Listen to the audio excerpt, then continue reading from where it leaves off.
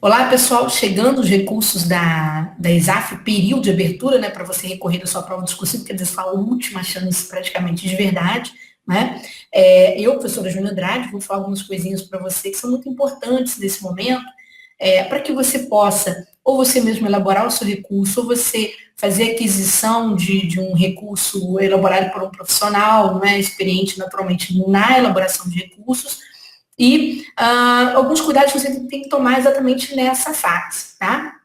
Então é o seguinte, a primeira coisa que você tem que tentar entender, só esclarecendo, ocorreu uma circular para os alunos do ponto falando sobre respostas, né, que a ESAF teria que dar para vocês. Até os alunos entenderam assim, seria comentário dos professores do ponto de concurso, eles vão dar o padrão de resposta? Eu falei, não, padrão de respostas é a banca que precisa dar para você. Os professores do ponto, eu não sei se vou conseguir com todos, mas alguns já se prontificaram a fazer, podem até comentar as questões discursivas, falando que ponto, que tem que tomar mais cuidado e tal, o que eles atacariam. Mas, sinceramente falando, o professor de conteúdo, ele colabora muito pouco com o conteúdo dele agora, porque você já fez a prova discursiva. O que é realmente muito necessário, né? Eu espero que você tenha paciência com esse vídeo até o finalzinho, é o seguinte, é você cobrar da banca o padrão usado para o examinador corrigir a sua prova. A ESAF tem esse padrão, se ela não tem, ela tem que elaborar. Mas eu mandei um e-mail para a ESAF, eles responderam. Foi até curioso. Os primeiros alunos que mandaram responderam que tinha, que seria liberado no dia da prova do candidato. E realmente é isso que a ESAF faz. Ela costuma liberar esse padrão de resposta junto com a grade. Porque você sabe quanto vale cada item exatamente, como que ser distribuído. Faz isso a Fundação Carlos Chagas, faz isso o CESP, faz isso a FGV, por que a ESAF não faria? E ela faz sim. Só que ela faz sob pressão. Como assim sob pressão? Em 2016, ela fez isso para a APO? Fez, depois de muita briga. PFN, ela fez isso, PFN? Fez, depois de muita briga. Aí você imagina que sufoco que é exigir da ESAF esse padrão depois do período recursal. Gente, a fila faz uma bagunça. A fila de classificação coloca a gente para dentro, tira a gente toda hora quando isso acontece. Então não pode. Isso se chama transparência, publicidade. A ESAF presta serviço público e você tem o direito de exigir dela que, no dia da vista da sua prova, a grade de notas venha acompanhada do conteúdo, do conteúdo empregado para avaliar o seu texto. Porque se vier esta grade com o conteúdo, você mesmo vai ter capacidade de julgar se você precisa de recurso, se você tem condições de você sozinho elaborar o seu próprio recurso, ou se é melhor você contratar um profissional. Então, esse padrão, ele ajuda você a não ficar no escuro. O que acontece com os alunos às vezes? Termina o concurso público, aluno estuda direito, poxa, sabe que precisa da publicidade, é princípio, é base, é exigência constitucional. Ele não consegue exigir da banca uma resposta para um concurso que ele pagou para fazer. A ESAF não deu? Comunica a antiga CGU, agora o Ministério da Transparência, certo? Publica, pede para publicar nos jornais especializados em concurso, enche o saco dos cursinhos. Então você tem que batalhar por isso. Não pode deixar assim, fiz concurso, agora estou, Deus dará. Não é bem assim, tá? Então, quando a ESAF fizer liberar para você a vista de prova, você tem que ter consciência de que ela vai liberar também esse padrão de resposta. Então, se você já mandou mensagem no Fale Conosco da ESAF, vá lá e mande de novo. Mande para a ouvidoria, olha, eu estou procurando padrão, espaço, como o CESP faz. O CESP publica o padrão antes, faz até o correto, né? Para o aluno estudar antes o padrão de resposta, inclusive discordar dele. O CESP permite que você possa entrar com recurso contra o padrão, inclusive, antes do CESP liberar a vista de provas. Depois é outro recurso, é o recurso contra a correção do seu discursivo. A ESAF ela tem liberado padrões? Sim, mas depois de muita briga. Qual que é o problema? Aí você entra na fase recursal, vamos supor que você contratou um profissional para fazer recurso para você, você paga por essa contratação. Daqui a pouco o recurso, alguém entra na justiça, paralisa tudo, aí volta atrás, como está acontecendo com a APO. A APO já vai para terceira ou quarta vista de prova da ESAF, agora é uma vista de ofício. Então, vocês não podem passar... Gente, no ano de crise, vocês estão quase passando concurso, vocês não podem deixar a peteca cair. Tem que brigar porque esse padrão existe. E eu vou provar que existe, porque eu vou compartilhar com vocês o último padrão que a ESAF publicou. Então, não aceitem esse argumento desarrazoado, esse argumento sem sentido, tá? Vocês estão vendo aqui, tá pequenininho, vou tentar aumentar aqui um pouquinho. Nós temos aqui o padrão que foi do PFN, tá certo? A banca fala que não tem? Tem sim. Porque se você elabora a questão, tem que ter resposta para a questão. Ainda mais processo seletivo, olha só. Aqui tá aqui, ó, ESAF, selinho dela tá aqui, ó. Tá vendo? Ó, tá vendo? Concurso da Procuradoria da Fazenda Nacional. Isso é concurso de quê? De 2016. Então tá aqui a resposta do parecer que foi pedido. Foram várias provas nesse concurso. Então nós temos, ó, inciso 1, tá lá, débito A, declaração de confissão, porque havia vários incisos, né, na questão desse parecer. A pontuação que foi dada para o inciso 1, 10 pontos, então você sabe que é um inciso de maior valor, né, você sabe que tem que ter essa resposta aqui, tá certo? Que aí o examinador não vai ludibriar você. Tem mais, olha só, ó, discursiva, questão 1, aquele era do parecer, da questão também tem, tá vendo? Mostraram aqui, tá aqui, PFN. Conteúdo mínimo esperado, tá vendo? Então, você sabe de onde vem a pontuação, tá? Então, vamos lá. Bom, já que eu falei disso aqui, né, deixa eu voltar aqui para minha vida. Então, já que eu falei disso aí com vocês, como é que a gente pensa o recurso da ANAC, né, em especial, um recurso para concurso? Você tem que avaliar a sua situação no concurso. Essa é a primeira questão, tá? Como é que você vai fazer? Vai nesses blogs aí, ou fóruns de concurso público, você vai ver as pessoas fazendo uma grade provisória, uma classificação. E aí tente observar a sua situação. Se você tivesse sido reprovado por muitos pontos,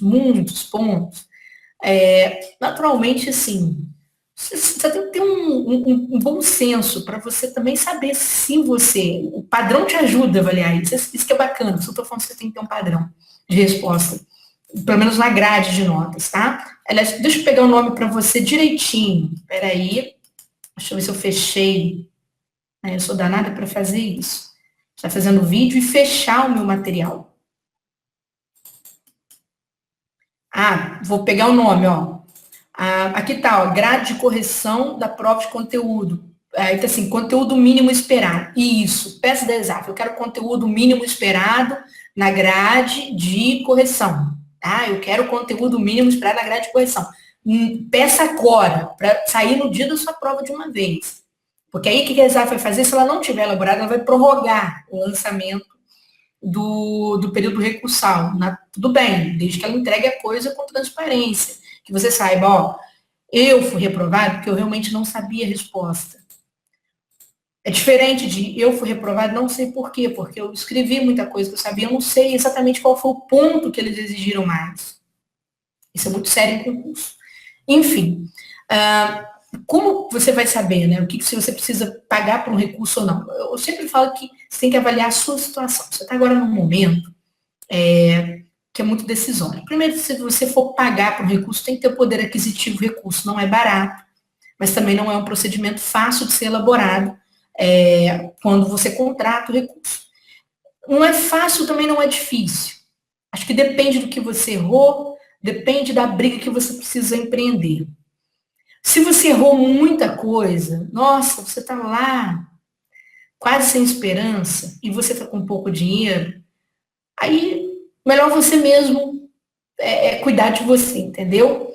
Ou se não, se você tem dinheiro, você, de repente, não, eu quero investir, eu quero brigar, e não é só ter dinheiro, você tem muita vontade de brigar, então você pode escolher um professor que vai fazer, um profissional bom, conhecido, respeitado, que vai fazer esse recurso para você, tá?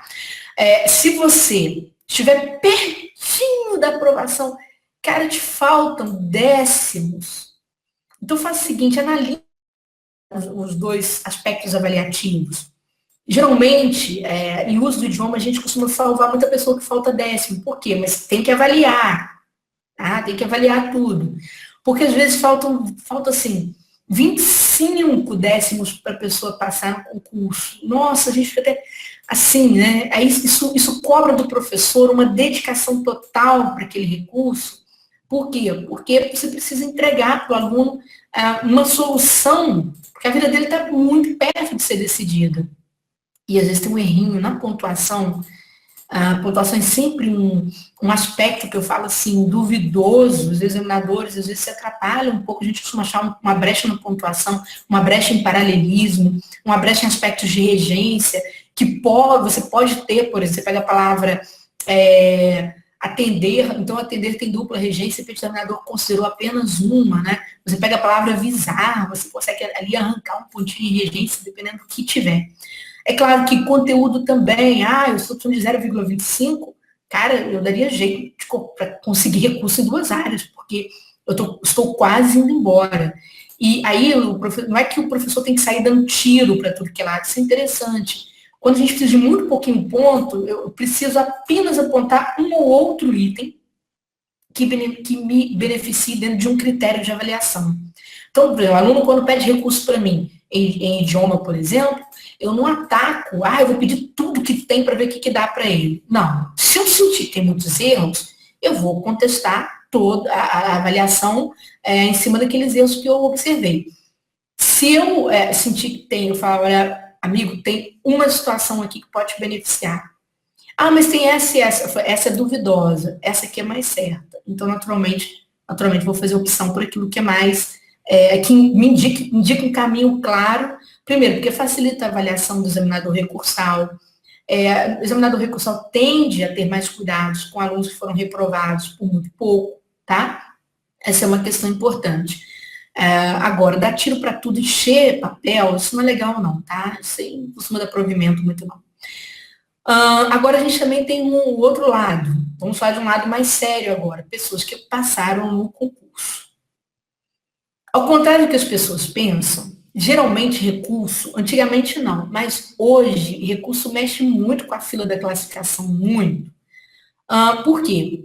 Hoje você tem, por exemplo, tem muito questionamento sobre má correção. E esse questionamento vem principalmente de um padrão de respostas.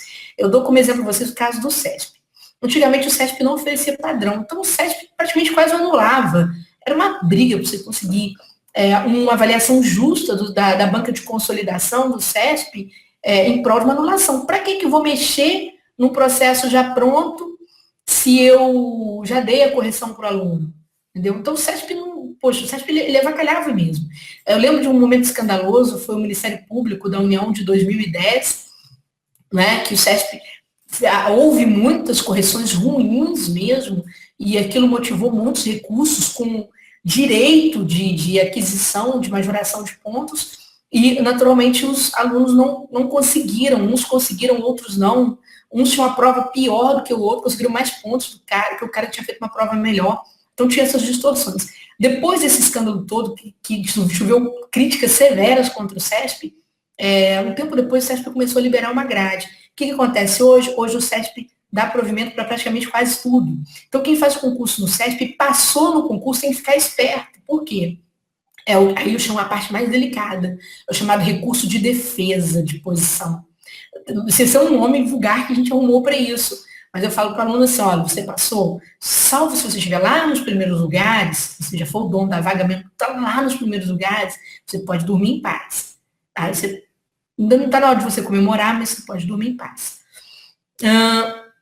Se você já estiver no meio do meio para baixo, né, para a rabeira do cometa ali, aí você já tem que ficar esperto. Nem que você mesmo tenha que elaborar o seu recurso.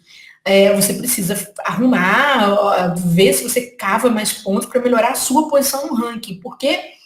Porque se mexer muito o ranking, tá, de classificação, você corre o risco de perder um concurso já conquistado. Isso é muito sério. Eu falo que é mais sério que o cara reprovado, tá? Então, analise a sua posição para você poder montar os seus recursos, tranquilo? Bom, eu vou falar agora sobre os recursos, como são feitos, como que os professores do ponto trabalham essa parte recursal e tal. E, naturalmente, te explico também como fazer recurso. Como eu falo, recurso não tem segredo para ninguém, tá? Agora, é muito importante que se você contrata um recurso, o recurso é seu. Você não pode passar o seu texto de recurso para frente, porque, gente, recurso igual dá anulação, tá bom? Então, essa é a dica que eu quero chamar a atenção de vocês para tomar esse cuidado. Texto igual, é lógico, as bancas percebem isso, você vai perder o seu texto. Tranquilo? Então, veja só. Aqui, vou abrir aqui para compartilhar com vocês, até um documento que é até interno nosso, mas é porque eu deixei umas questões ao final dele, então não me importo também de mostrar a vocês, não. Por exemplo, isso aqui, ó, há um tempo atrás, eu corri já, com bastante antecedência, as orientações aos professores do ponto, né, sobre procedimentos recursáveis, aos meus colegas. É claro que cada um tem seu texto e respeito muito a posição desses professores, em função de muitos já terem uma estrada muito boa com relação a esse tipo de trabalho. Então, vamos lá. Então, aqui, por exemplo, eu falo assim, ó, eu sempre para o professor, ser muito honesto em relação ao aluno, porque essa fase é muito complicada. De vez em quando a gente tem que fazer uma coisa super chata, que é falar para o aluno que não cabe recurso. Isso é terrível, porque muita gente vê na gente uma esperança. Gente, mas se não dá, você pode fazer sozinho, se você quiser, tá? A gente só não quer cobrar por uma coisa que não cabe, é que a gente está vendo claramente que não cabe. Aí tem aquela situação também que a gente acha que dá. Aí a gente vai lá e conversa com o aluno, fala, olha, você quer fazer? É o seguinte, como é que está a sua situação no concurso? Se estiver quase passando, você vai no risco do acha, né? Se estiver muito longe, fala, não, professor, eu prefiro não pagar, porque é complicado isso para mim, no momento e tal, tá bom? E falo para os professores serem honestos para evitar cancelamento e para evitar sofrimento mesmo nessa fase. Depois, né, até falo, se as chances forem pequenas, converse com o aluno, negocie com ele, vê o que ele quer, né? A gente tem um padrão de prestação de serviços que esclarece várias coisas que eu vou mostrar para vocês aqui, como que a ESAF avalia os recursos, e etc. Por que o recurso tem que ser feito dessa forma, tá? Ok? Então, esse padrão de prestação de serviços, vocês devem até exigir dos professores que vocês contratarem. Tem os códigos da ESAF, que eu vou explicar para vocês, isso aqui é muito importante que vocês entendam esses códigos, tá certo? Porque não tem como você recorrer se você não compreende a codificação de correção, tá? Nós vamos tentar ao máximo liberar recurso até às 19 horas do último dia. A ESAF sempre fecha o seu período de recurso aos 23h59, tá, gente? Cuidado para não perder o dia nem perder a data. A previsão para a ANAC é do dia, eles devem abrir a vista de prova dia 14, a previsão, não é? Dia 15, já entrar com recurso, 15, 16, 16, às 23h59, encerrou, não dá mais para poder você fazer postagem do recurso no site, tá bom? O que acontece? A gente vai tentar terminar antes, até às 19. Embora, vou explicar para vocês, recurso, se o professor te entregou às 22 horas, né, e você assim concordou, não fique tenso. Por que não? Porque, na verdade, esse professor já tem uma matriz, por isso que é liberado esse material todo antes para eles, tá? A gente pediu as questões para os alunos colaboraram, mandaram antes, para que os professores já tivessem essa matriz pré-programada. Então, eles vão trabalhando conforme a matriz. Não quer dizer que eles fizeram o seu recurso por último, tá certo? É que eles têm uma ordem de trabalho. E 2 dias de trabalho, gente, é muito, assim, apertado. Mas é porque o cara pegou muita coisa. E se você fosse um dos últimos, você não gostaria também de ser atendido? Então, se a gente quer ser atendido, tem que tentar entender essa questão, tá? Naturalmente, a gente trabalha com a ordem de chegada. Então, se você colocou no dia 14, o professor já vai fazer uma análise, preste atenção. Ele não vai te entregar recurso, de repente, no dia 14. Eles costumam entregar no dia 15. Perdão. Se você colocou lá a prova para ele no dia 15, ele costuma entregar no dia 16. Por quê? Ele tem que avaliar todas as chegadas para ele, item a item, para ver o que cabe e recurso que não cabe, dispensando o que não precisa, até para liberar a vaga para quem quer, tá bom? Ou para também liberar o aluno, olha, não dá recurso, faz da vida o que você quiser daí para frente. Então, para não avisar o aluno de última hora, tá? Sempre que vocês pegarem os textos dos professores, vamos considerar que os professores estão trabalhando sob pressão. Então, a gente tem que ter bom senso. Tem gente que reclama de uma vírgula mal colocada. Gente, a banca de consolidação, ela não vai avaliar a pontuação do recurso, a concordância do recurso, nada disso. Mas se você estiver incomodado com alguma coisa, né, avalie o texto recursal, volte para o professor, se for um erro de português, ele vai voltar para a banca de língua portuguesa, ajudar a corrigir, né, algum texto que não tenha ficado muito claro, mas o recurso está comprando, então não é você brigar com o professor, é você se favorecer, tá certo? Professor, está faltando isso, então ele vai te explicar por que ele deixou faltando ou não, tá certo? Para que você possa trabalhar bem, tranquilo? Se quiser mandar no e-mail da coordenação, pode mandar, porque a gente entra em contato aí, naturalmente, com os professores, por o app, por telefone, por mensagem, para poder ver, para agilizar a sua pergunta, tá? Recurso contra a ESAF, orientações que são dadas aos professores, são as mesmas que eu passo para vocês com muita clareza. Os recursos precisam ser objetivos, tá? Quando a gente diz objetivo, não é ficar dando volta, apresentando o recurso, puxando o saco da banca, isso não resolve, certo? Precisam ser concisos, ou seja, econômicos. Examinador, nessa hora, a gente não quer ficar lendo extensões argumentativas sem motivo, tá? Então, normalmente os recursos precisam ser objetivos e concisos. Mas eu falo de algumas coisas bem curiosas, por exemplo, aqui no curso. Você está que não são concisos, assim, Sandro Monteiro, Luísio Medeiros, não são professores concisos, mas curiosamente eu não sei porquê, são professores que têm muitos recursos providos, tá? Lógico, nós temos outros professores que trabalham com concisão e que têm recursos providos do mesmo jeito, mas curiosamente esses dois professores, não sei porquê, qual é a mágica, acontecem esses provimentos sem deixar de citar nenhum outro colega, tá? Então, só para porque às vezes o aluno, esse professor entrega um recurso mais extenso, o aluno cai matando, o professor fala, cara, mas não. Poxa, podia ver os resultados do professor para eu saber o quanto ele teve recursos acolhidos, tá? E vai. Então a gente tem essas curiosidades, certo? Que eu estou citando aqui sem naturalmente indicar nenhum tipo de direcionamento para vocês fazerem escolhas ou não. Qualquer professor do ponto que vocês escolherem, que estão recrutados para recursos, são professores que são capacitados para isso, tá? Então, o recurso da ESAF, gente, tem que ter 5.000 caracteres contando os espaços em branco, tá certo? Por isso que eu falo da questão da concisão. 5.000 caracteres é muita coisa, vai escrever horrores. É claro que qualquer um dos professores tem que enquadrar nisso aqui. Dia que liberar o recurso da ANAC, se vão ser 5.000 caracteres também, porque isso aqui muda de concurso para concurso. Tem concurso que são 1.500 caracteres, que a banca está sem paciência, tem concurso que são 5.000, a banca está mais paciente, tem todo um problema com isso aí, tá? Tem que olhar no dia, informar o professor, falar aluno interessado em recurso, é super cuidadoso do início ao fim. Sempre, aqui o professor, quando a gente faz recurso, né, você tem que indicar o quê? O erro, o ponto que você acha que houve erro de correção, e indicar o porquê desse erro de correção. Feito isso, você já pode partir para o pedido de majoração. É muito importante que a quantidade de pontos que você quer que sejam majorados. Essa quantidade de pontos, os professores são muito experientes, eles conseguem indicar uma quantidade, vamos dizer assim, interessante dentro da grade, né? Eles conseguem ter aquele olhar assim, de águia e fazer esse cálculo bem claramente, indicar para o aluno com bastante precisão.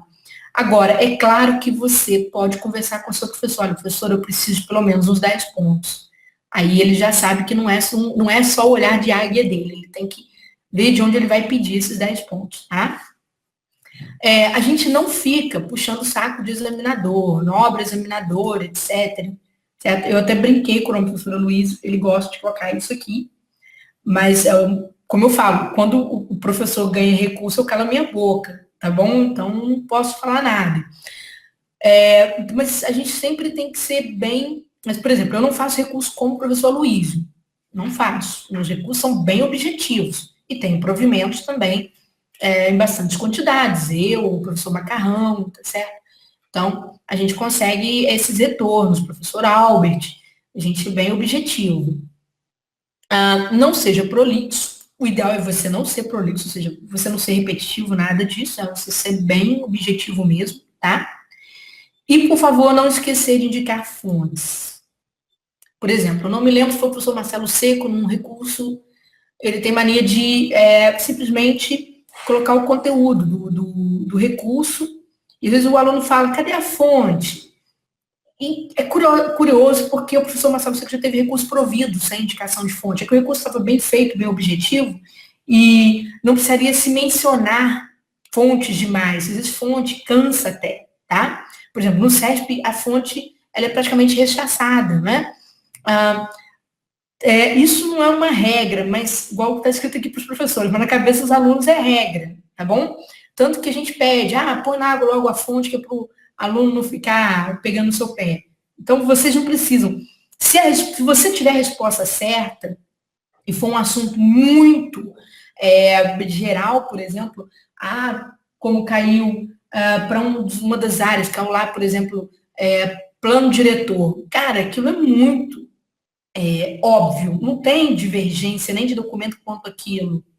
Então, você nem precisa, você precisa lembrar exatamente qual é a regulamentação, o número. Se você não se lembrar, basta você falar a resposta correta. Se o cara tem a grade lá para corrigir, ele vai comparar uma resposta com a outra. Por isso que não precisa de fonte, tá? A gente coloca a fonte porque muitos de vocês ficam muito inseguros. Então, a gente coloca para você dormir bem, descansado, tá? Mas eu sempre falo, que se puder, né, ocupar espaço com argumentação boa e com verdade, é melhor do que qualquer fonte. Tranquilo? Bom, então vocês estão vendo que não é difícil fazer um recurso, não é complicado.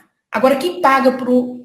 Por que então, se eu estou falando isso em trabalho profissional, por que de citar trabalho profissional? Gente, porque os professores têm uma carta, vamos dizer assim, na manga, que muitos de vocês não têm, por uma questão muito óbvia. O que os professores têm nas mãos? Cara, os caras fazem recurso um atrás do outro.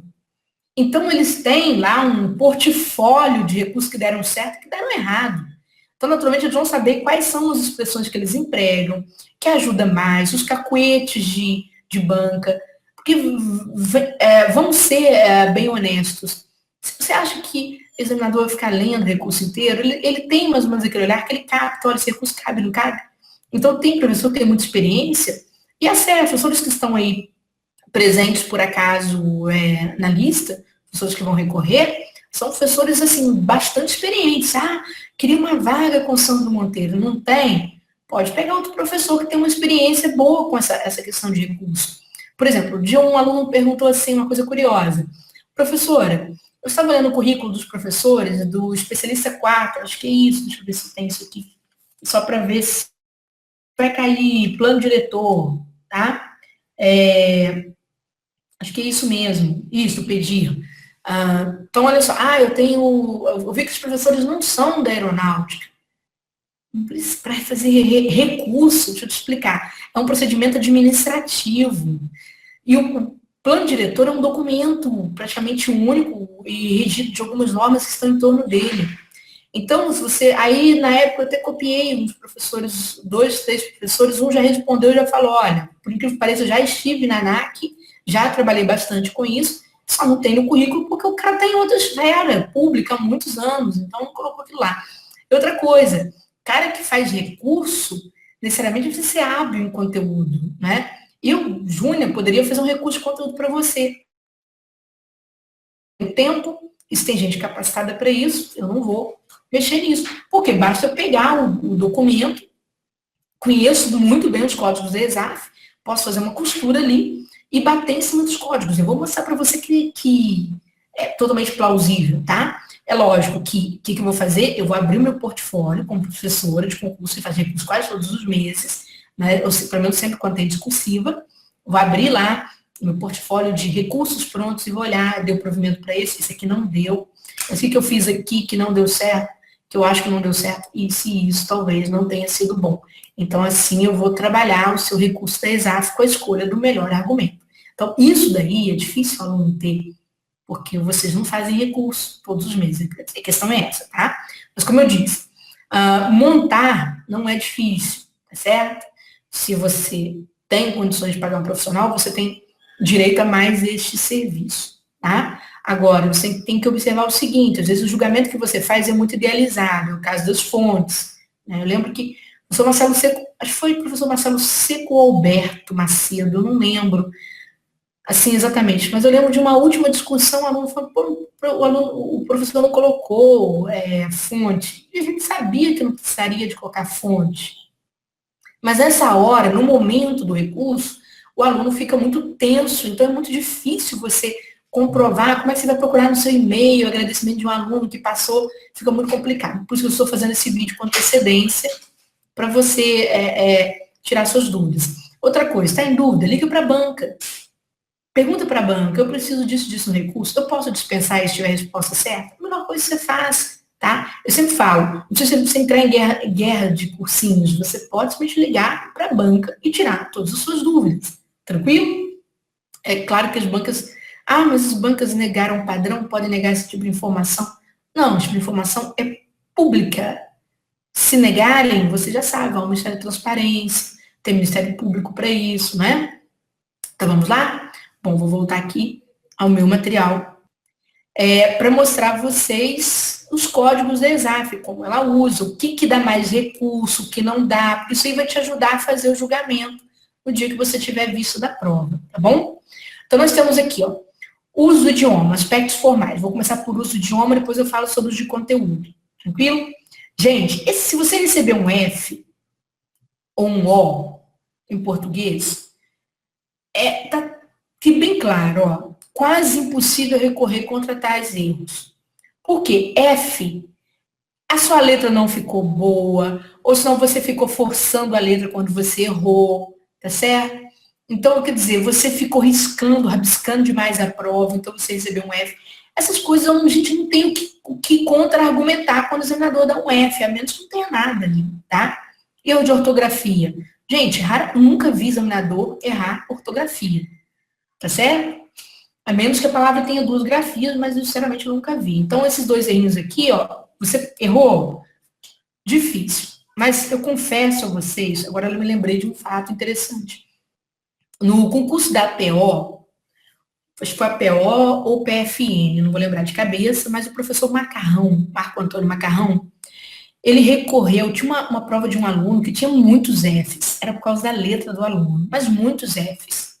Mas muito, a gente podia contar assim, uns 30 Fs numa prova de 60 linhas. E depois, aí o professor falou, olha, é muito difícil a gente conseguir, mas o aluno foi insistente e falou, eu preciso de um recurso. Eu preciso de um recurso. Detalhe, o aluno conseguiu nota.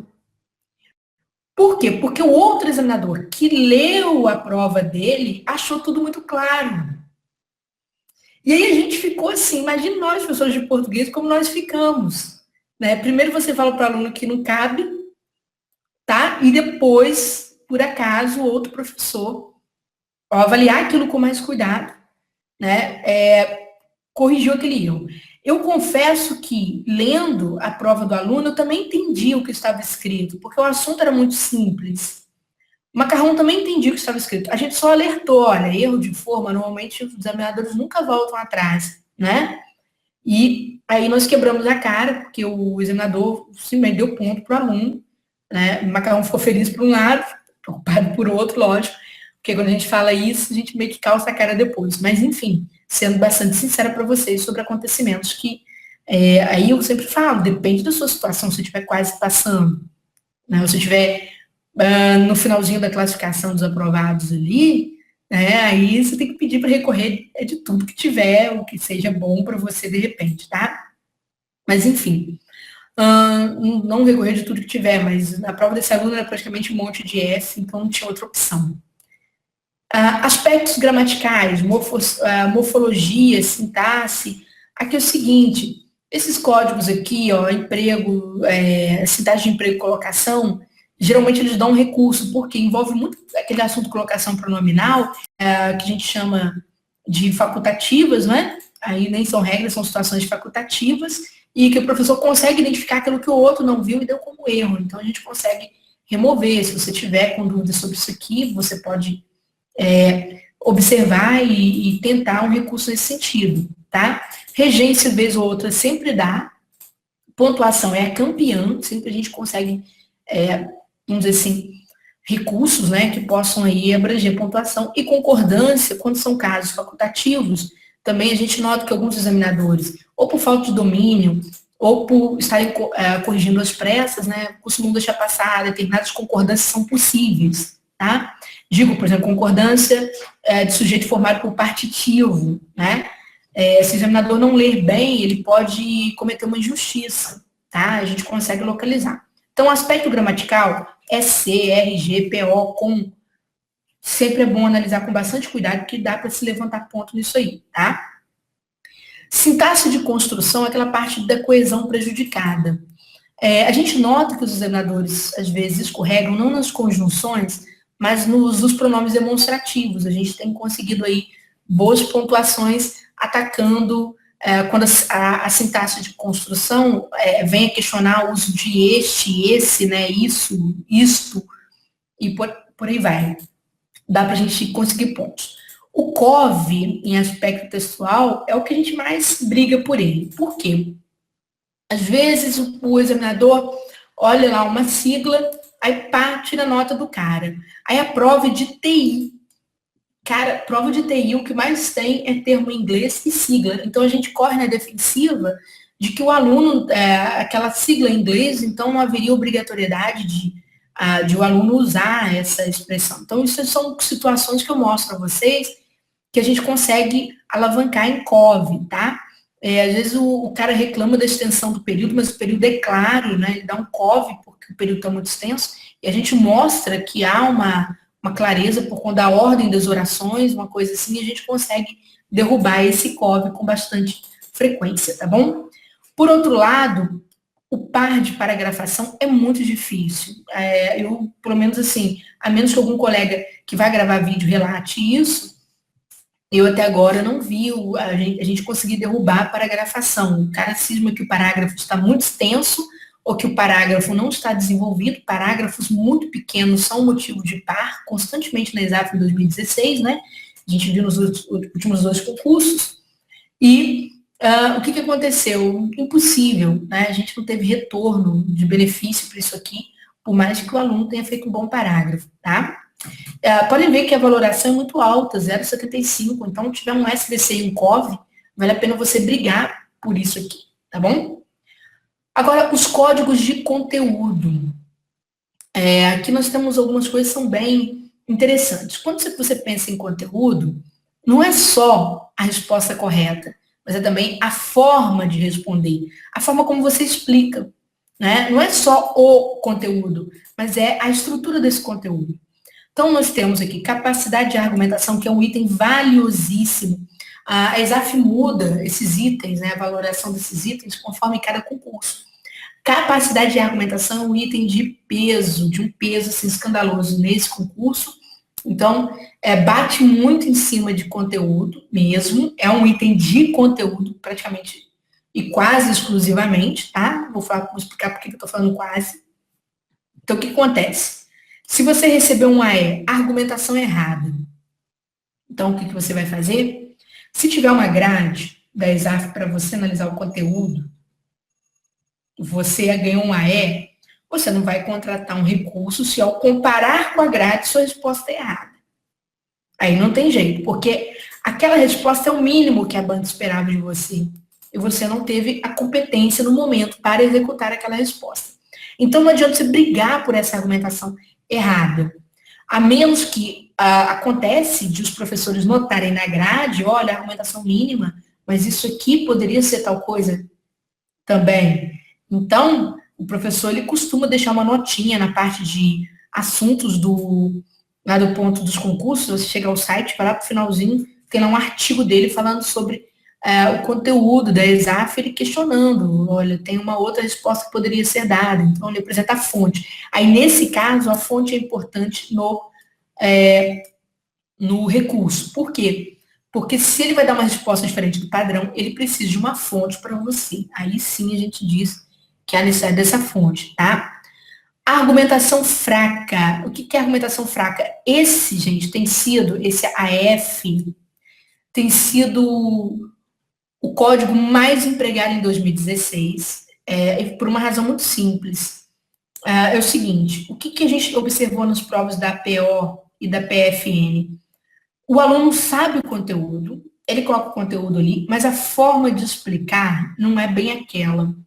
É como se você não fosse preciso com as palavras, entendeu? Você usasse conceitos de uma simplicidade, de uma forma muito simplória, né? Te falta erudição, te falta tocar realmente no cerne da resposta, então você dá voltas no entorno.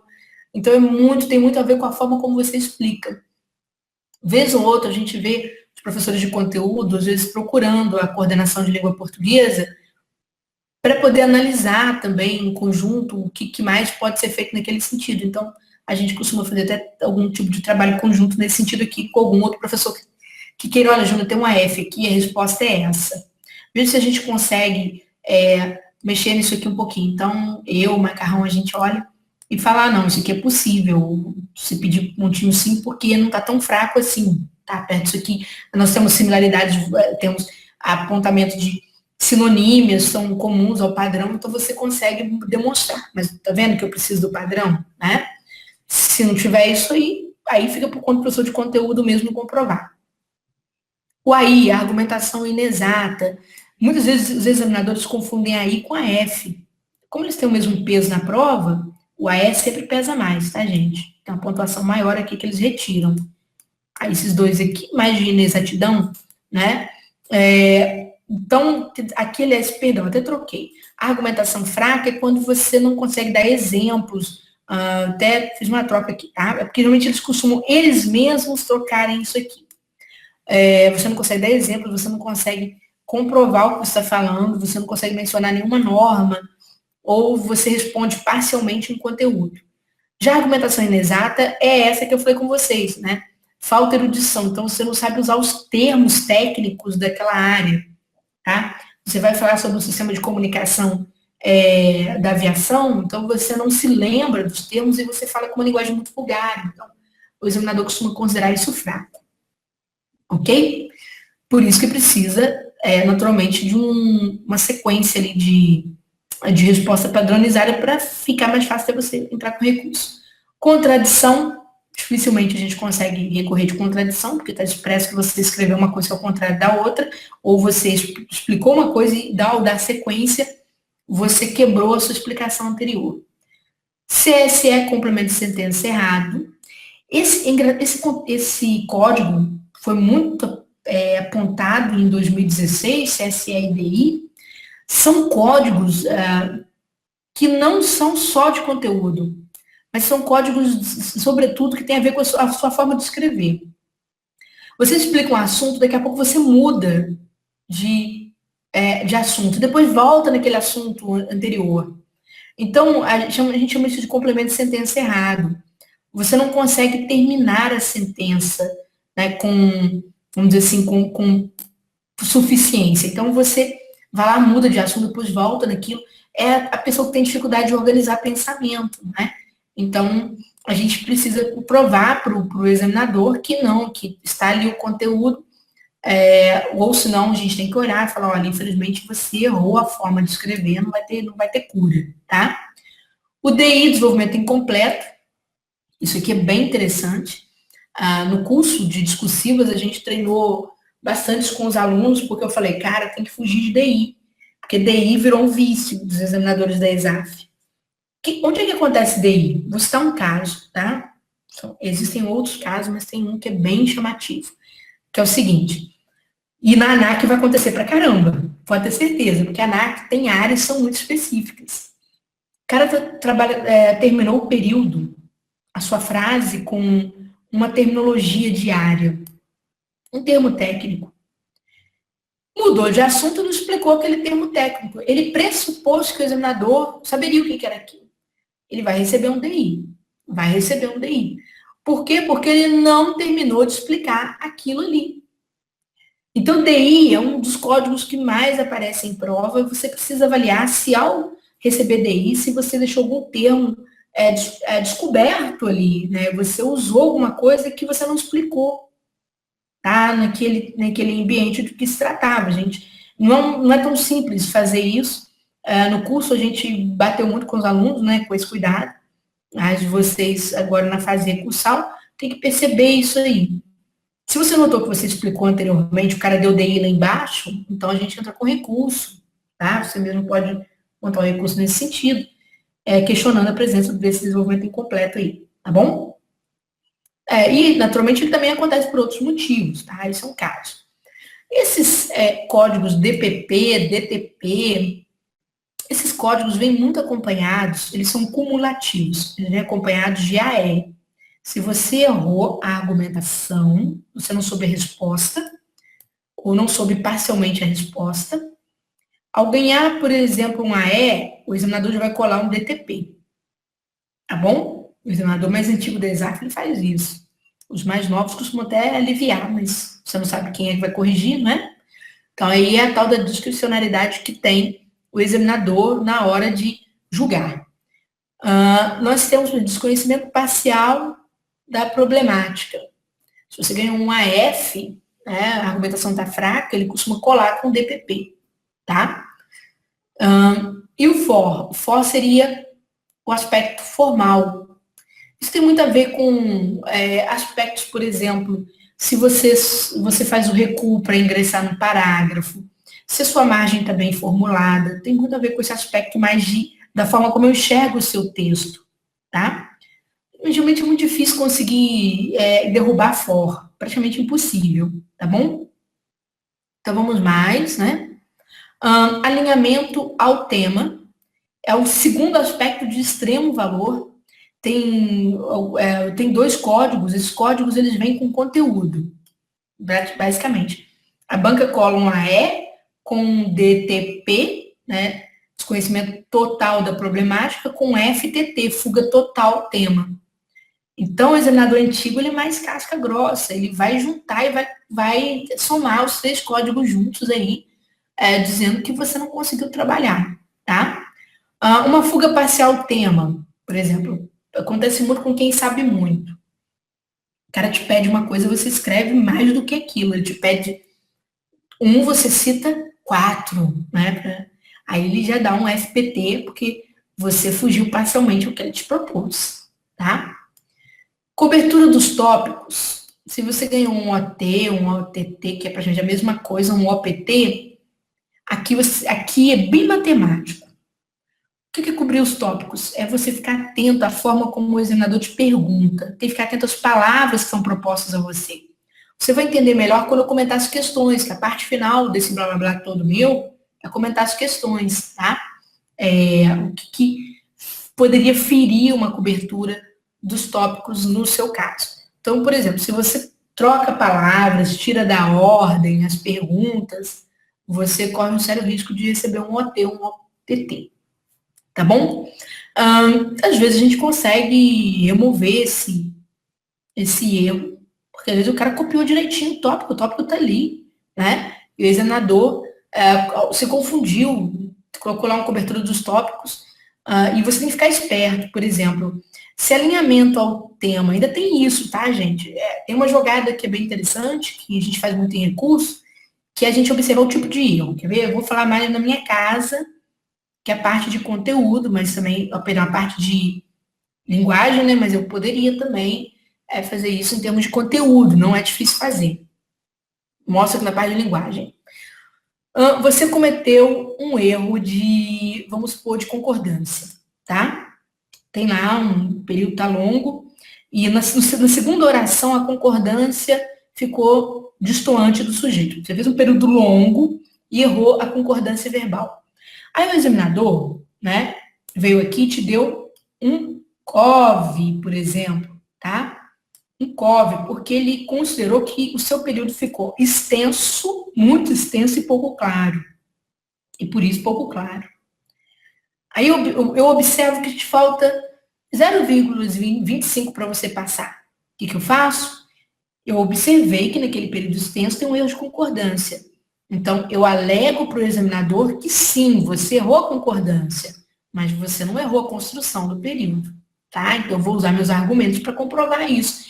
Então, quer dizer, eu vou forçar o examinador, na verdade, a trocar a pontuação, sair de uma valoração mais alta, jogar para uma mais baixa, que aí você vai conseguir o seu 0,25, né? Fica mais fácil você conseguir. Então, essas trocas de códigos é o que a gente costuma fazer bastante, mas é o que eu falo, a experiência fala muito alto nesse sentido, tá? Por exemplo, você pega lá em conteúdo, né? Vou citar um caso. O professor tem que estar muito familiarizado com o valor dos códigos. Porque, vamos supor, alinhamento ao tema vale muito nesse concurso, tá? Muito, muito, muito, muito. Aí você tem ali, o cara não copiou os tópicos, mas ele colocou um conteúdo bem próximo, né, da resposta, então ele recebeu um FPT. Perdeu muitos pontos por isso. Mas um OPT vale menos. Então, o que eu posso fazer? Fazer uma desconstrução da avaliação. Falar, olha, é cabível, né, ao examinador vamos dizer assim, a atribuição de um OPT, omissão parcial do tópico, uma vez que o candidato realmente não aborda todo o conteúdo, mas não uma fuga parcial, porque a fuga parcial presume-se que ele não saberia a resposta, de repente. Então, quer dizer, aí, lógico, depende da habilidade argumentativa da troca. Então, aqui, de repente, você ganha um ponto a mais quando troca esse código. Perceberam? Essa é a diferença do profissional, por exemplo, para o aluno. Não é só questionar o conteúdo. Ele também, às vezes, fazer determinadas trocas, depender da situação do aluno. É claro que essas trocas, elas são motivadas por quê? Porque quem está quase passando, tem toda essa questão, tá? É a sensibilidade, por isso que eu falo. O dia 15 a gente tira para poder estudar tudo que tem. Dia 16 a gente entrega as respostas, tá bom? E a gente tenta entregar até as 19 horas. Não deu? Não fique nervoso, não. Espere um pouquinho que o seu examinador está trabalhando no seu recurso. Tranquilo? Bom, aqui tem, né, esse aqui é uma grade antiga de material, não quero mexer nela agora, mas agora eu quero comentar as questões um pouquinho do que pode indicar erro aqui, longe de mim, tá, gente, querer comentar conteúdo, porque, como eu disse, né, eu posso aventurar-me a comentar alguma coisa, mas eu não sou especialista em nenhum desses conteúdos, tá? Professor de conteúdo, se quiser, pode gravar alguma coisa para você, mas como eu disse, o melhor mesmo é o que a Exaf vai responder, tá bom? Porque isso aí só vai, o professor de conteúdo comentando, só vai servir para te aliviar o estresse, né, da espera, mas não resolve, agora não resolve nada, tranquilo? Então vamos lá. Especialista área 1, por exemplo, primeiro quero fazer um parênteses, quero agradecer meus alunos muito, muito, muito, muito de coração mesmo, por ter colaborado conosco, enviado as questões. Essas questões que vocês estão vendo aqui, eu não tive acesso, que a Exaf não publicou, não, tá? Senão a pessoa vai falar assim, nossa, a Júlia burlou o concurso, teve gente que já me acusou disso. De modo algum. Isso aqui foram conteúdos, né, que os alunos se lembravam, tá? E mandaram pra gente, certo? Porque queriam algum comentário sobre isso. E isso, naturalmente, isso aqui facilita o trabalho caso eles venham a precisar de um recurso. É claro que as palavras aqui não estão com a exatidão da prova. O ideal seria ter exatidão.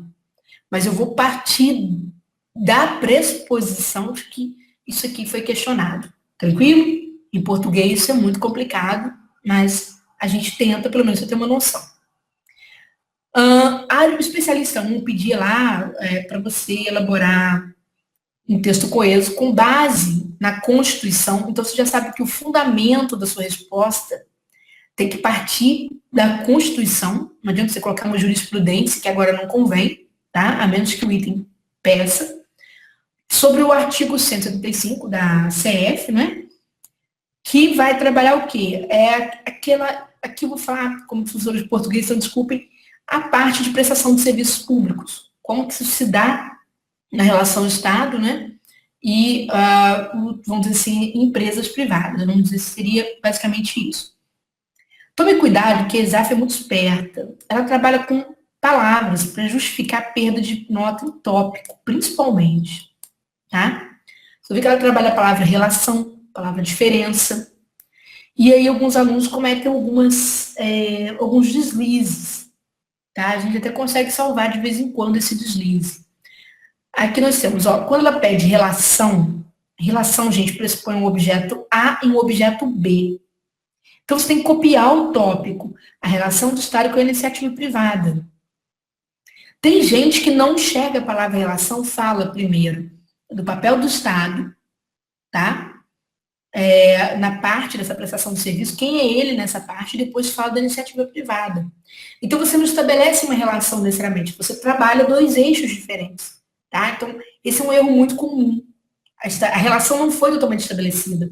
Então, ali você vai ganhar um AF, ou você vai ganhar um AI, ou só você vai ganhar um FPT, uma fuga parcial tema, tá certo? Então, por aí vai. Aí vai depender muito do arranjo linguístico do professor. Não é a fonte, vejam bem, não é a fonte, não existe lei que vai suportar você agora. Mas é o professor tentando provar que você de fato estabeleceu, porque na passagem tal do seu texto você faz isso. Você está falando do Estado, você está falando da iniciativa privada, mas na passagem tal do seu texto, na linha tal, essa relação está apontada. Entendeu? Então o professor ele vai fazer essa leitura, vai ajudar o examinador a localizar isso, tá? A diferença, tá certo, gente? Diferença entre a relação do Estado com a iniciativa privada, na prestação dos mencionados serviços públicos. Quando se fala de diferença, você tem que trazer essa palavra diferença para o texto. Se você não trouxe, você vai ficar conceituando as coisas em polos separados novamente, tá? Você vai receber perda de pontos? Sim. O cara vai codificar ali. O que vai acontecer? O professor, ele vai, com o olhar dele, naturalmente, trabalhar a existência dessa diferença no seu texto, se ele, de fato, consegue provar isso. Se ele não enxergar isso, ele vai falar, olha, vai lá, infelizmente, cancele a sua compra do recurso, porque não tem o que fazer para você que essa diferença não foi estabelecida, tá? Você fugiu ao propósito da questão, ok? Sobre a parte de adequação na prestação de serviços públicos, enquanto esse aqui não tem nada para falar, sobre a letra D, né, a regulação e o controle de serviços públicos. Aqui é o seguinte, sempre quando tem um erro, tem que tomar muito cuidado na exame, porque costuma perguntar várias coisas ao mesmo tempo. Aí, às vezes, o aluno responde uma, responde outra, pula uma, responde outra, aí fica, às vezes, o conteúdo fora do lugar, e aí, por isso, ele perdeu o ponto, ou simplesmente ele esqueceu mesmo, então vai perder um ponto parcial. Novamente, vem o olhar do professor, que pode ser o seu olhar primário, né, na busca de uma saída para a sua situação de sufoco. O professor consegue observar mais ou menos quantos pontos você perdeu e fazer uma proporcionalidade. Falar, olha, esse assunto aqui, se comparado com a grade, ele abrange tão pouco, o aluno perdeu tanto ponto, ele respondeu tanto. Isso aqui não tem nada a ver com fonte, tá, gente? Tem a ver com... A única fonte seria a comparação entre a grade e o seu conteúdo, basicamente. Tranquilo? Bom, então, cuidado aí, o especialista 1 com as provas de relação, diferença, né, com os itens que são pedidos aqui nessa primeira questão. O especialista 1, o pessoal deve ter ficado muito feliz, né? Prestação de serviço é sempre ação de concurso público. Salvo engano, o professor Sandro bateu nesse assunto, né? Deve ter batido. E isso aqui vem em prova, então muitos de vocês devem ter acertado muitos itens aqui, tá? O que nós temos mais para chamar a atenção de vocês? Especialista 2, por exemplo. Gente, especialista 2 é aquela situação, né? Eu sei ou não sei, tá? Mas tem situações que salvam a gente, né? É só a gente prestar atenção. Cuidado, quando a banca fala conceitue, tem muita gente que fala assim, né? O just in time, trata-se. Não. Se você colocou esse tratar-se, você vai perder nota em português. E não tem como eu te salvar. Por quê? Porque você usa um verbo impessoal e dá sujeito para ele. Conceito é feito com o verbo ser, tá? No máximo constitui, significa, tá bom? Ok? E aí, veja que a Exaf faz duas perguntas, né? E fale sobre seus princípios ligados ao PCP. Então, primeiro faça o conceito. Se o conceito ficou muito, né, muito pequenininho, então é natural que você em seguida já possa falar sobre os princípios, tá? Se você mudou de parágrafo para falar sobre os princípios em outro parágrafo, e o conceito de just in time você trabalhou apenas 2 linhas, você vai receber um par, tá bom? Por paragrafação, tá certo? Possivelmente vai receber. Pode ser que o examinador seja gente boa e não dê esse par para você. Falar, besteira, o cara fez tão direitinho, não vou ficar pegando o pé dele, não. Mas, normalmente, a regra é essa. E depois, aí você foi... Agora, se o parágrafo ficou grandinho, 4 linhas, né, nesse conceito de just-in-time, aí você pode mudar de parágrafo para falar sobre os princípios dele ligados ao PCP, tá? Ok? Aí vem o segundo, não interessa tanto, mas deixa eu pegar aqui um da letra D, que é um que pode ter muitos erros. Quando eu tô pulando alguns aqui, tá, gente, para comentar erros, assim, que eu enxergo que são cacuetes dos examinadores da ESAF, e naturalmente eles podem vir em cima disso aqui. Isso aqui, ó, vantagem e desvantagem. A ESAF adora pedir vantagem e desvantagem. Por quê? Porque ela sabe que o aluno arruma uma confusão na hora de redigir esse troço aí. É que o aluno não saiba, não. Ele faz tudo que é besteira. Por exemplo, tem aluno que faz assim, cita uma vantagem, uma desvantagem. Cita uma vantagem, uma desvantagem. É proibido fazer isso? Não. Vai ser mais difícil você organizar, tá? Mas se você escrever bem, vai dar certo. Você, por exemplo, tem gente que faz assim, uma lista de vantagens, assim, a perder de vista, e vai falando, depois cita 2 desvantagens só. Então você tem um risco de proporcionalidade, tá? Em relação ao assunto. A menos que realmente na prática isso seja verdade, tá bom? Então você tem que ficar de olho nessas coisas. O ideal é sempre o quê? Falar primeiro das vantagens, depois falar das desvantagens. Posso falar no mesmo parágrafo? É o que eu falo, depende do total de linhas. Se o seu parágrafo já tem menos de 4 linhas ao falar das vantagens, aí é melhor você falar das desvantagens tudo junto, tá? Pode até quebrar um pouco da desvantagem e seguir para outro parágrafo. Mas o ideal seria isso. Se seu parágrafo já está muito extenso, ao falar das vantagens, aí você pode mudar e deixar o das desvantagens em outro parágrafo, tá bom? Tem gente que sai enumerando essas vantagens e desvantagens em forma de inciso, igual isso aqui, ó. Item A, B, C, D. Né? Isso aí são itens, né? Mas tem gente que coloca assim, inciso. Desvantagens são 2 pontos. 1, 2, 3. É muito arriscado. Eu já vi 2 coisas acontecerem. O aluno perder nota, tá? Vai ganhar par, ganhar for, infelizmente, dessa forma, e o examinador dar nota, tem a maior parte das provas ele, na verdade, pune, tá? Eu lembro de uma punição, que eu entrei com recurso para ajudar o aluno nesse sentido, né, e que eu falei que na norma estava assim, foi o argumento que eu usei. E aí o examinador recursal concedeu a pontuação por esse tipo de argumento. Mas é um risco que você tem, né? O correto é você enumerar usando os artifícios de pontuação, tá certo? Que seria vírgula ou ponto e vírgula, né? Conforme a sua escolha. Sempre em prova, é claro, já acabou o concurso, não vale a pena eu falar disso, mas sempre quando você está falando de vantagem, tem aluno que é muito esperto. O MRP é um sistema informatizado, né? Usado aí em empresas ou área de estoque, essas coisas assim. E aí, cara, tu vai falar de vantagem, aí depois o cara não lembra o que é CMRP, mas sabe que é uma coisa assim por alto. Poxa, toda vez que você pensa em sistematização na área de TI, por exemplo, você pensa em quê? Você pensa em hierarquização de processo, integração de processos, essas coisas todas, né? Redução de custos. Tá aí, isso aqui tem uma eterna pergunta em concurso que a gente já tem que ter resposta pronta mesmo você não saber nada sobre a área, tá? Enfim, uma dica aí para o seu, se você tiver de fazer um futuro concurso. Eu ainda tenho que tirar um tempo para dar um curso assim, mais específico no ponto, nesse sentido de criar situações safras. Geralmente a Receita Federal me dá mais tempo e eu consigo falar para o aluno, olha, vê a pergunta se tu consegue driblar usando determinadas expressões. Enfim, vamos lá.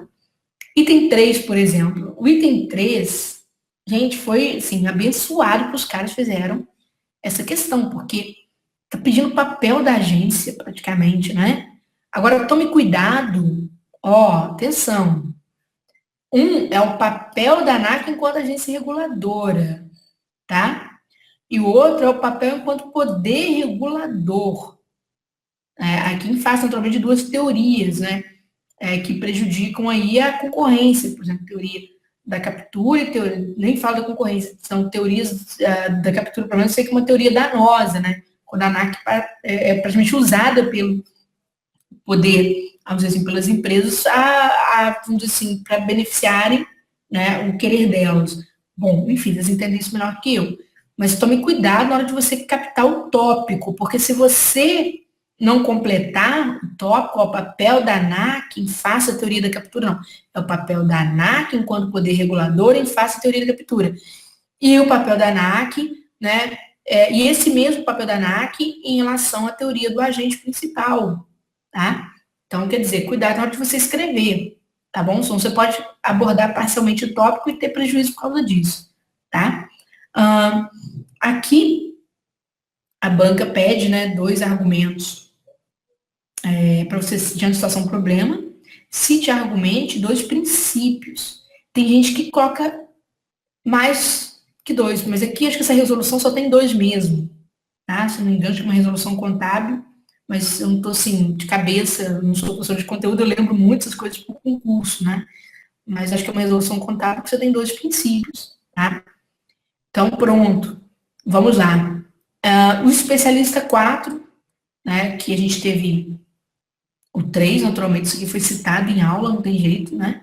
Especialista 4, que parcialmente, parte dessa questão veio no material dos alunos, né, para treino discursiva, que é sobre o plano diretor, tá? Tomar sempre muito cuidado com, eu não sei, assim, os meninos me deram isso aqui, essa questão de uma forma mais seca, cuidado sempre com essa ideia de 2 perguntas que vêm em um item só, que você tem que ficar bem atento, tá? Qual a importância do plano diretor para o operador de aeródromo e para a ANAC, então tem que trabalhar nesses 2 vieses diferentes, certo? Então toma cuidado muito com isso. E quando você vai, esse item aqui que eu acho que vai ser mais problemático, é a documentação exigida. Por quê? Salvo engano, existe uma resolução da ANAC falando quais são os tipos de documentos exigidos. Salvo engano, são 2 documentos. Um para você caracterizar, quando você faz o plano diretor, para você caracterizar a área atual, né? E a futura ali de movimento, tá certo? E depois, perdão, um é para você caracterizar a área atual, né? E depois para criar um plano de expansão do aeroporto, se você quiser ampliar esse aeroporto. Então, ali, eu lembro que quando um deles, né, por exemplo, a caracterização da área atual, então, é o tipo de documentação que precisa. Só que dentro dessa documentação que vai falar sobre o que se vê no plano atual, você tem vários itens. Aí o aluno se atrapalha, porque ele mistura, né? O ideal seria citar essas 2 documentações básicas, se eu não estou enganada, tá, gente? Desculpem aqui se eu estiver errando o conteúdo, mas, como eu disse, né, tem mais professores discutindo do que eu. E se o primeiro documento detalha muito, então melhor você citar primeiro e depois você detalhar o primeiro documento, né? Ele contém também isso, que aí você ganha corpo de parágrafo, corpo textual, tá? Certinho? Então, isso é um dos cuidados que tem que ter. Se você notou que você se atrapalhou aí, vai ser só o professor de conteúdo que vai te ajudar, né? Naturalmente, professor de linguagem, professor de conteúdo deve constar, não precisa ser adquirido 2 recursos, isso que eu estou querendo dizer. O professor de linguagem, naturalmente, perdão, de conteúdo, vai procurar o professor de língua portuguesa para tentar ver se pode, se caberia o questionamento da banca ou em face daquele texto, se ele está muito embolado ou se está claro de se ler, tá bom? Que aí a gente manda o subsídio para o professor de conteúdo colocar no recurso, para que ele possa trabalhar com clareza. O especialista 5, né, pediu, assim, um assunto que, naturalmente, gente, tudo que é novo, eu sempre falo, a ESAF tem duas propostas interessantes, ela trabalha com a base ou com a novidade, tá? Então, esse conceito, né, de comunicação é um conceito novo, tá? Tá lá no site da ANAC esse negócio, assim, todo estampado. Então, quer dizer, é um tema praticamente certo que ele está no site. E aí se fala o quê? Um conceito que trabalha a modernização do controle do tráfego, né? Tráfego aéreo. E aqui, qual que é o problema? Aqui foi ganhar linha. Esse é o problema do especialista 5. Porque se ele resolver falar a importância desse conceito, né, no que tange comunicações, navegação e vigilância, se ele for responder isso aqui, sinceramente, ele termina a discursiva dele com 10 linhas, tá? Então ele tem que ficar espertão aqui. Ele tem que fazer o quê? Responder os 3 e ganhar corpo, colocando mais elementos, tipo, falar sobre a importância, quando isso foi implementado, as vantagens desse tipo de comunicação, de forma de comunicação em relação ao que havia. Então, você tem que construir uma dissertação mesmo aqui, tá? Então, isso é um dado que pode ser observável. Jura, mas eu escrevi no limiar, no limite do mínimo. Que bom, era para você cumprir isso mesmo, tá? E, por fim, na lista 1, essa aqui eu acho que foi um pouco bombástica, porque muita gente não estava esperando, mas se bem que essa emenda constitucional é muito nova, né, salvo engano, ela data de 2015, que foi uma emenda que colocou quase o executivo em guerra com o legislativo, né? Então eles querem saber que se tratou a natureza, praticamente, ou seja, quem sabia essa emenda sabia falar sobre ela, bateu tudo, porque se pede exatamente o que ela quer mesmo, qual é o efeito dela sobre as outras emendas e sobre os investimentos da União na área da saúde, que a saúde é fortemente afetada, né? Você deixou de ter uma lei agora para falar sobre os gastos, né? O percentual de gasto de saúde, isso passa a estar na Constituição, isso me parece que é isso mesmo. Então, isso aqui tipo assim, é o sabe ou não sabe, tá? A banca aqui não tem pegadinha nenhuma. Quando a banca vai para esses temas assim, que ela sabe que vai derrubar um monte, ela nem coloca pegadinha nenhuma na forma de perguntar. Então aqui vai ser muito AE, FTT, um atrás do outro, ok? O analista área 2, sempre aqui, é interessante, né? Data mínima, todo mundo sabe basicamente responder, porque deve ter estudado, né? Mais os 2 itens, talvez esses 2 itens seguintes aí que possam ter ocasionado alguma surpresa.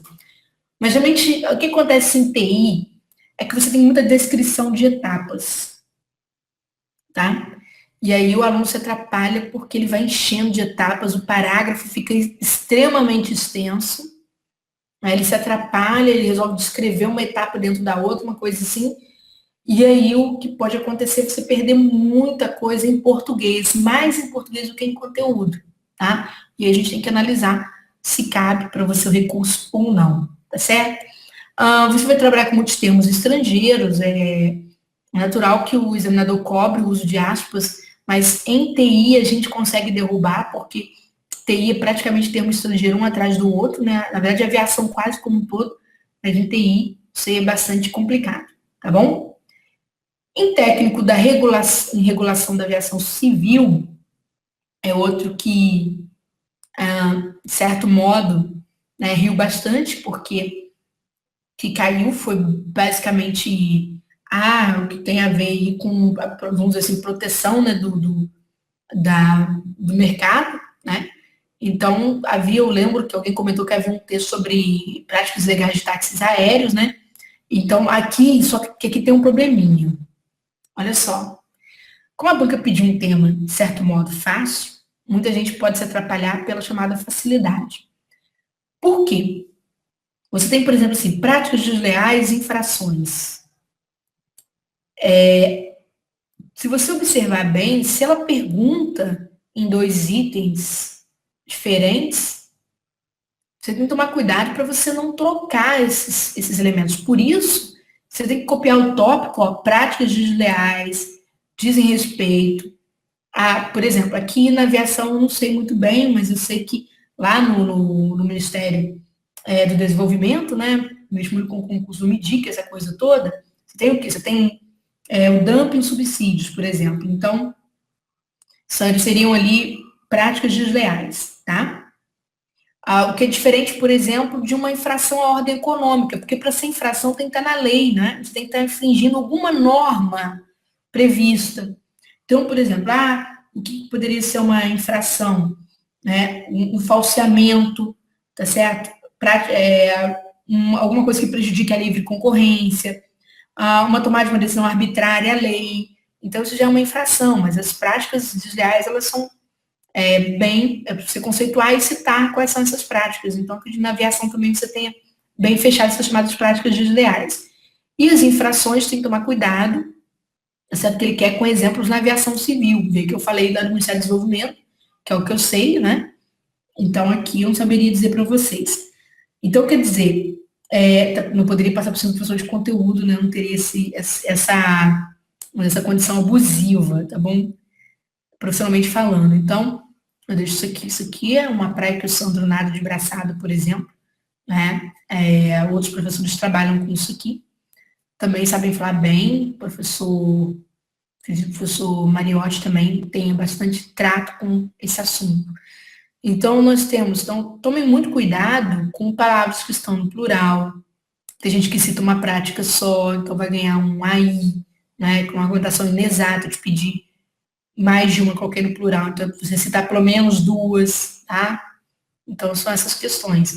As infrações, né, geralmente são muitas, porque geralmente aquilo que é previsto em norma, né, a norma tem que dar conta de uma série de elementos, tá? Então, tomar cuidado com isso aqui. Por uma venda casada, é uma infração à ordem econômica. Se tiver uma lei prescrevendo que isso não pode, isso passa a ser uma infração. Tranquilo?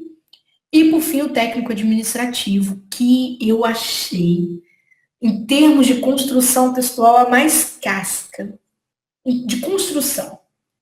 O assunto pode ser muito banal. É para você falar de mudança, de colaboração, de cooperação. Mas olha que rabo de foguete foi isso aqui, tá? A banca fala, a mudança planejada é mais eficaz que a mudança ao acaso. Eu sei que é uma coisa óbvia, mas falar de obviedade é um negócio tão complicado que você tem que tomar cuidado. Primeiro, se você vai trabalhar isso aqui, o que o examinador espera ver no seu texto? Que você comprove isso, que é óbvio que uma mudança planejada é uma mudança que naturalmente tende a ser mais eficaz que uma mudança ao acaso, sem comprovar, indo a quê? Você vai precisar de teórico primeiro para explicar o que é uma mudança planejada. Aí é hora de você citar um Chavenato, tá certo? De algum teórico da mudança, ligado aí às organizações, tá certo? Então, muito cuidado com isso aqui foi terrível. Eu fiquei com muita pena dos técnicos, porque muita gente deve ter achado isso fácil, mas deve ter arrepiado. Então, aqui vai dar muito recurso para conteúdo, vai ser exatamente um técnico administrativo, por conta da formulação da resposta, e nós vamos precisar de, aqui sim, o examinador citando fontes para provar. De repente você explica o que é a mudança, mas não tem nenhuma fonte. Aí o examinador precisa vir trazer o argumento embasado em fonte para explicar que você está certo, né, se a sua resposta estiver certa. Olha, essa explicação não foi ao Léo, foi uma explicação baseada na teoria de não sei quem, não sei quem, tá? Ok? Aqui então, item B e C, vinham os itens mais horrorosos para mim. Por quê? A colaboração é mais eficaz que a ação individual. A cooperação é mais eficaz que a competição. Prestem bem atenção. Aqui você teria que ter um domínio do significado dessas duas palavras. Colaboração e cooperação. Eu não sou professora de administração geral nem administração pública. Eu sou professora de língua portuguesa. Para mim é muito nítido o que quer dizer colaboração e cooperação, tá? A colaboração, né? Vou pegar aqui pela cooperação. Aqui você tem um prefixo, co. Aqui não, é uma palavra só, tá? O co quer dizer junto, tá? Quer dizer junto. Então você vai operar junto. A cooperação, ela, no ponto de vista do dicionário, pelo menos, ela indica uma relação mais íntima. Então, se você tem lá as pessoas que trabalham, os funcionários de uma empresa, eles não podem competir entre si, eles precisam cooperar, porque você visa um resultado comum. Então, você tem que trabalhar junto com o outro. Esforçar é aquela relação mais íntima, do esforço conjunto, de ajudar a desenvolver aquela tarefa. Certo? Todo mundo. Então, você tem uma equipe, por exemplo, a equipe é formada por cooperadores, e não por colaboradores, assim, tá? A colaboração é aquilo que te propicia, te dá ambientação para que você possa chegar a um resultado. Por exemplo, o que é colaborar? Eu estou fazendo meu trabalho aqui, né, numa coordenação. O Igor Oliveira fazendo o trabalho dele lá. Então, eu não estou cooperando com ele porque eu estou operando em outro lugar, tá? Eu estou operando na parte de recursos, por exemplo. Mas se ele está lá no PDF, eu posso, evidentemente, colaborar com ele, por exemplo, dando uma dica sobre o marketing. Não estou operando com ele, mas eu estou colaborando, ajudando a enxergar o que está ruim e tal, tá? Então, por exemplo, para o ponto é interessante. Uma colaboração porque ela é mais eficaz que a ação individual do outro coordenador sozinho, tá? Já a cooperação, né? Ela é mais eficaz que a competição. Vamos supor que exista um concurso público único, é melhor a gente trabalhar junto do que colocar nossos produtos para competir, ou lá no vídeo, Igor, no PDF. Então, a ideia não é essa. A gente tem que operar juntos, trabalhar juntos para aquele concurso, tá bom? Então, a gente pode colaborar e cooperar, tá certo? Então, eu espero que esse exemplo possa ter ajudado vocês a entender um pouquinho o lance do recurso. Agora, gente, é interessante que aqui vão sair muitas redações sobre achismos. E aí o professor talvez vai ser muito útil se você estiver praticamente classificado, né? Tanto para te defender uma classificação melhor, quanto para te colocar numa situação de classificação dentro da vaga. Se ele fundamentar isso aqui para você, ele conseguir notar que há chance de fundamentação, certinho? Então, porque isso aqui, como eu disse, né, os técnicos vão deixar muita coisa vazia. Bom, professor, pessoal, então me escabelei aqui fazendo um monte de explicações sobre recursos. Eu acho que eu consigo cobrir muita coisa para vocês, espero ter ajudado, né? Mas é o que eu falei, se vocês tiverem a grade comentada da ESAF, a grade com resposta mínima, com conteúdo mínimo, né? Vocês vão conseguir fazer esse julgamento exatamente da situação de vocês. Se vocês não tiverem, aí vocês vão ter que depender muito mais de outras pessoas para ajudar a julgar e vocês podem sofrer um pouco mais no concurso, tá? Bom, espero ter ajudado. Se tiver mais texto vindo aí no ponto, eu também vou passar isso para os colegas, eles vão analisar esse vídeo aí para tentar, de repente, comentar alguma coisa, mas é o que eu falei, agora eu acho que resolve pouco, tá? Acho que você tem que conhecer mais como a prova é corrigida, o que você precisa fazer. Algumas dúvidas, né? Os alunos perguntam, vai ter pré-análise no ponto? Gente, a gente consegue fazer pré-análise quando a gente tem tempo. Por exemplo, a gente depende de duas variáveis, a chamada pré-análise antes de formular recurso. A primeira variável é professores disponíveis. Se eu tiver poucos professores disponíveis, eles não têm condições de fazer pré-análise se o concurso estiver muito concorrido. Perdão, se a fase recursal estiver muito concorrida. Essa fase recursal, naturalmente, vai dar muita concorrência, mas muita. Especial, né, eu sempre digo, especialista 1, o analista, talvez, mas o técnico administrativo bastante, acredito que haverá bastante procura nesse sentido. Então fica muito difícil o professor fazer a pré-análise e depois abrir para o recurso. Então o que a gente tem feito? Aqui, pelo menos no ponto, eu falei com os alunos assim, olha, vocês podem fazer o seguinte, fazer a aquisição prévia do recurso sem compromisso, está lá adquirido. Você pagou por ele. Quando você chegar à sua prova, vai acontecer o seguinte, se você não carregar a prova no sistema, vai cancelar automaticamente se o dinheiro vai ser devolvido, porque não tem como ele fazer o recurso, entendeu? Agora, se chegou a prova no sistema, você mandou a prova, o que vai acontecer? Entre os dias 14 e 15, os professores estarão naturalmente analisando essas provas, para saber o que cabe, quem que eles dispensam ou quem que eles ficam. E, sinceramente, não interessa ficar iludindo o aluno, porque os professores, eles têm muita oferta. Então, o que acontece? Eles querem aquelas ofertas que têm mais chances de provimento. Às vezes, eu tenho que tirar de um professor que negou, tentar com outro professor, porque às vezes o aluno quer tanto, que o professor não tem mais como fazer, e ele fala, olha, Júnior, não vai dar para recorrer, cara, tá muito arriscado e tal. E às vezes o aluno quer muito, eu tenho que negociar com o professor, porque o aluno quer, assim. Então, o que acontece? Eu falo para o aluno, deixa a sua prova lá, o professor vai analisar. Chegou no dia 15, ele negou, você tem duas saídas. Você pode tentar com outro professor, se você quiser, eu posso pedir para o professor analisar correndo, né, se cabe ou não, ou se simplesmente desistir, falar, realmente. Então, sinceridade a gente precisa ter. Isso é fato, tá? Pelo menos assim, você vê que essa coordenação cobra a sinceridade dos professores, né? Espera que esse comando seja bastante válido. Normalmente, Isso tem acontecido bastante, a gente não tem tido decepções nesse sentido, não. Agora, é interessante também, por exemplo, tudo que eu falo para o aluno, colocou ali, se tiver chance recursal, o professor vai fazer. Se não tiver, ele vai te comunicar. Aí você vai lá e preenche o cancelamento, né? Ou manda, ou o professor passa para a gente, eu já aviso o aluno, olha, vamos cancelar a sua compra aqui. A menos que você não queira, tá? Por que eu tô falando isso? Porque não são muitas vagas, são poucas vagas, né? A gente não sabe se as pessoas vão conseguir abrir mais vagas, isso aí é muito complicado.